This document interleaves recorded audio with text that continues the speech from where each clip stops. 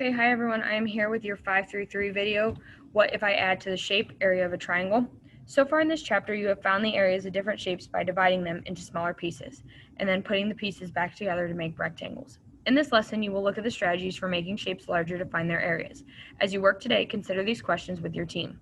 How can we make a rectangle or a parallelogram? How are the areas related? Which lengths help us find the area? So 585, area challenge triangles. Think about how you might find the area of the obtuse triangle shown at right. A, can you cut and rearrange the shape to make a rectangle? B, what if you had two copies of this triangle? What shapes could you make by putting the copies together?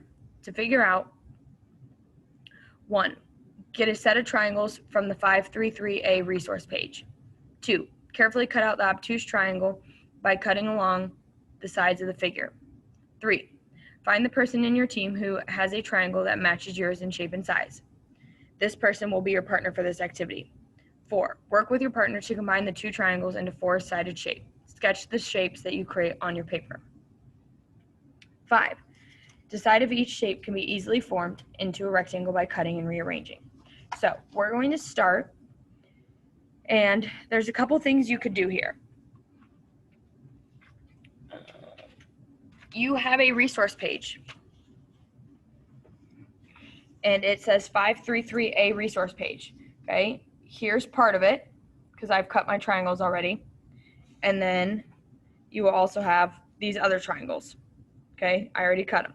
So if you are doing this resource page, or if you want to cut this one up, you want to cut two sets of the same triangles. So if you want to cut the one that has the right angle over in the corner, then you need to cut two of the same. So go ahead and pause the video and cut those triangles. You also have these larger triangles that you could use, but you need to be careful because there's only one set of each of these. So if you are, whatever one you would like to cut, just make sure that you cut two of the same set. So go ahead and pause the video and do that.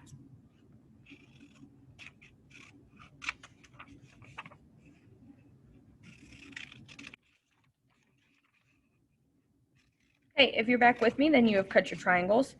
I'm going to change these directions a little bit to make it easier for you since you're working by yourself.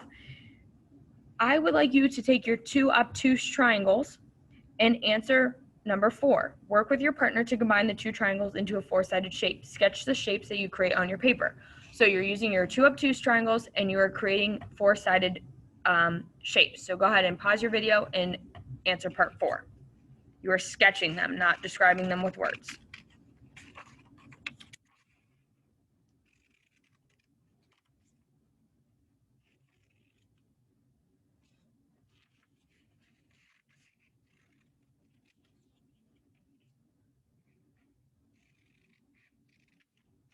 Okay, if you're back with me, that means you have answered part 4.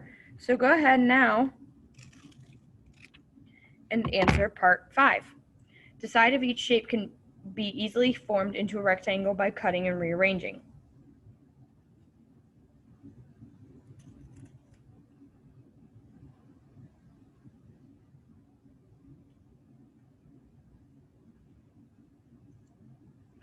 So, for example,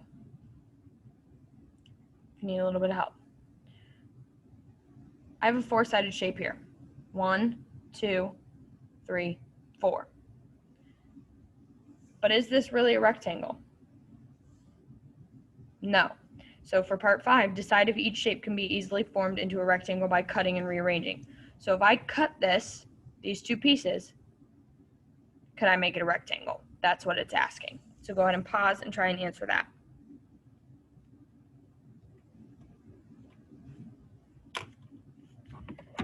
Okay, if you're back with me, that means you have answered part 5. We're going to go ahead and move on.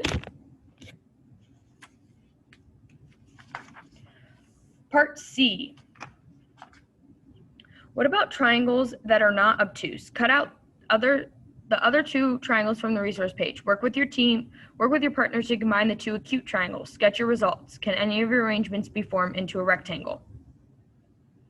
So again, now we're working with our two acute.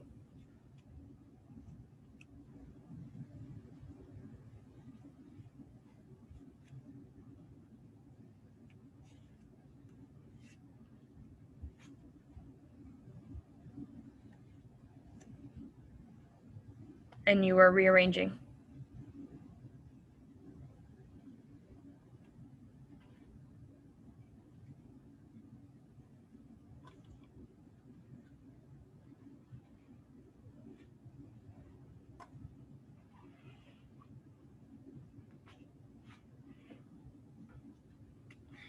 Okay, if you're back with me, you've tried your two acute triangles. So, okay, could have had something like that. 1, 2, 3, 4 sides. And D, repeat the process you used in part C for the two right triangles. So now we have two right triangles.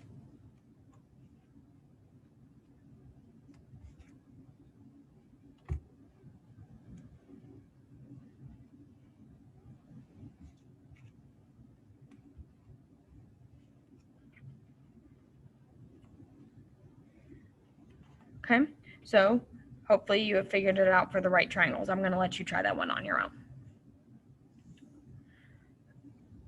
So 586 says, look carefully at the shapes you created in problem 585. That can be cut and rearranged into rectangles. Circle those shapes. What are they called? So go ahead and go back to 585. Circle the shapes that can be cut into rectangles. And then try and answer what they're going to be called. Hopefully you came up with parallelograms.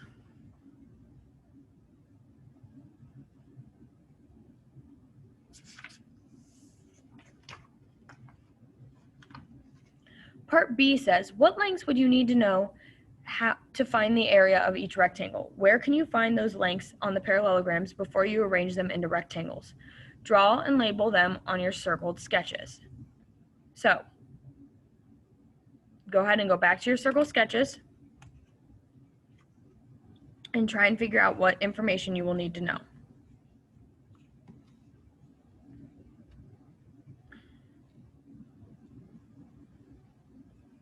So this is my parallelogram. I could cut and rearrange this into a rectangle. What information of that rectangle would I need to know to figure out the area?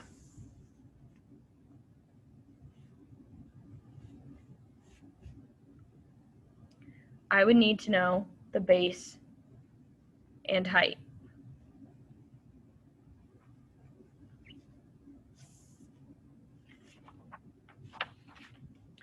C says, how is the... We're going to actually skip C. I want to move on to D, make sure we have enough time. Darla created the shape at right out of two triangles and has measured and labeled some of the lengths. Which measurement should she use to find the area of the shaded triangle? What is the area of the shaded triangle? So go ahead and pause the video and try part D on your own.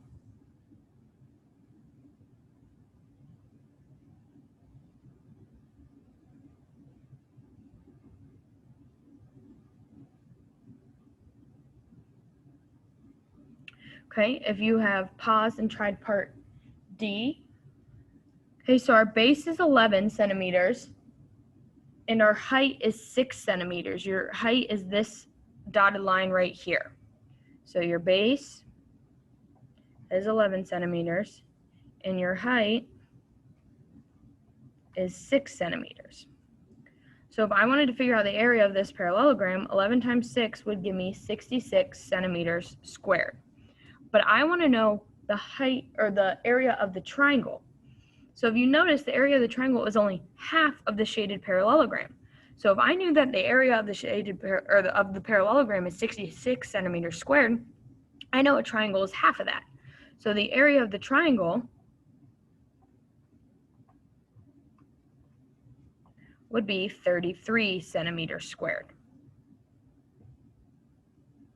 Okay.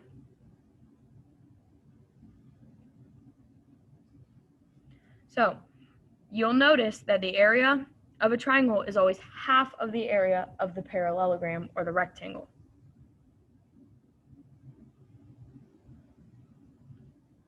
I should say of the rectangle. It is always half the area of the rectangle. Okay, so we're going to actually move on to 588.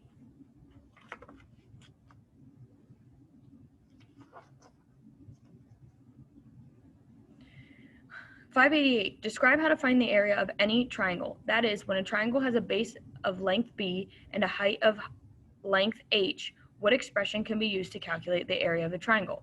Well, we just talked about it. We would have our base times our height, which is the area of a rectangle, divided by 2, because the triangle is always half of the area of the rectangle. So the area of a triangle is base times height divided by 2. 589. I would like you to try this on your own. Okay, you will need graph paper. Make sure you have graph paper. On graph paper, graph triangle ABC if A is at -2, -3, B is at -2, 5, and C is at 3, 0.